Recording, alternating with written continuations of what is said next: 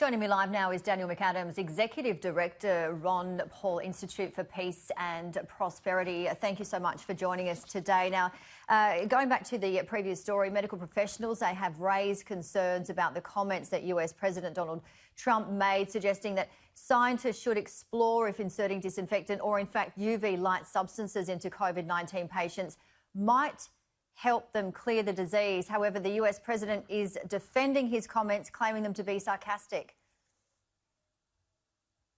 Well, President Trump is not a doctor, and obviously that's the case. What we do have here is not only a battle against the disease, but there's also a political battle going on in an election year, and the media has found itself completely opposed to President Trump, jumping on every misstatement that he makes. Let's face it, all presidents say dumb things. They're not experts in all things. But this is a very heightened election year, and so people are jumping on it. I think it's kind of a tempest in a teapot. We also heard some states have opened some of their facilities, especially places like Georgia, opening gyms, tattoo parlours, nail salons. There's a lot of mixed emotions from the locals. Some are not opening, some are. Is it too early? Well, Americans are furious because the whole shutdown was based on absolutely faulty numbers that came out of Imperial College with Neil Ferguson. He's been wrong before. He warned that 2 million people would die. Of course, it's wildly off. The lockdowns were based on 2 million dying. What we're looking at now in the U.S., although a tragedy, is basically an annual flu season of about 60,000 dead. It's unprecedented in history to lock up healthy people in attempt to keeping people who are vulnerable from getting sick. So we got it backwards. Americans are now being thrust out of work. I think 25 million now have filed for unemployment. We're heading toward a deep depression, and people are getting frustrated because everything they've been told by the experts has proven to be wrong, especially now that we really do finally have some hard data on what this flu is all about.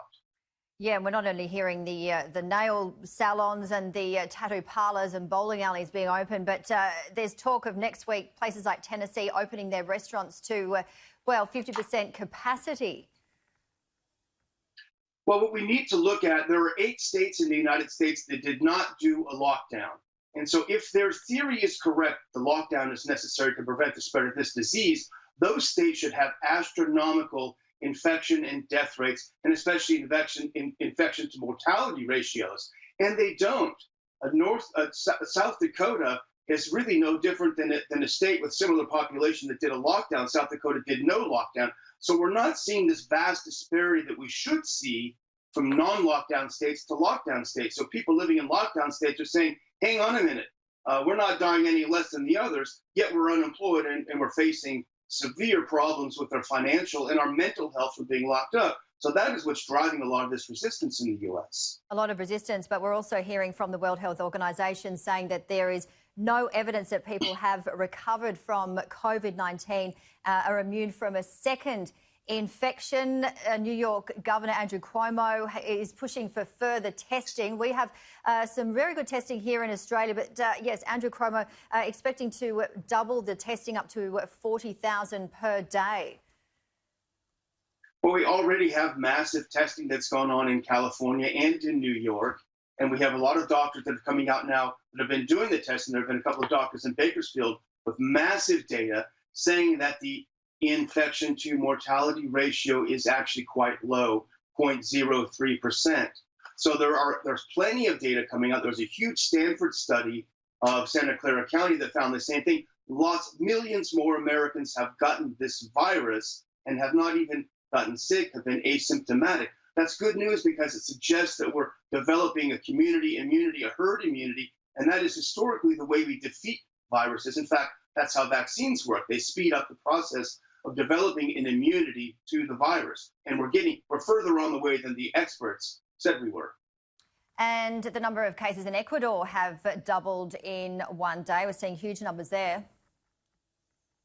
And that's probably the case. Unfortunately, they have a lot more problems with their healthcare system. We do thank goodness America has one of the best healthcare systems in the world, and we're able to handle. In fact, the warned of overcapacity never even came close. Of course, New York faced a lot of infections and their hospitals were working hard, but the rest of the The country didn't even face capacity. So thankfully, we do have that capacity. Sadly, a lot of poorer nations don't have capacity. Unfortunately, we're going to be a lot poorer of a nation if we continue down the road of lockdown. And finally, Daniel, how are you doing? How are your loved ones coping? I do believe that there's a heat wave in southern parts of California. They're opening the beaches up there. It's starting to get warmer. How are people adhering to the lockdown restrictions? Well, I'm in Texas now, is where we are, and there was a big protest in Austin. The weather's getting nice. People want to go outside. People are healthy. Healthy people don't usually get quarantined.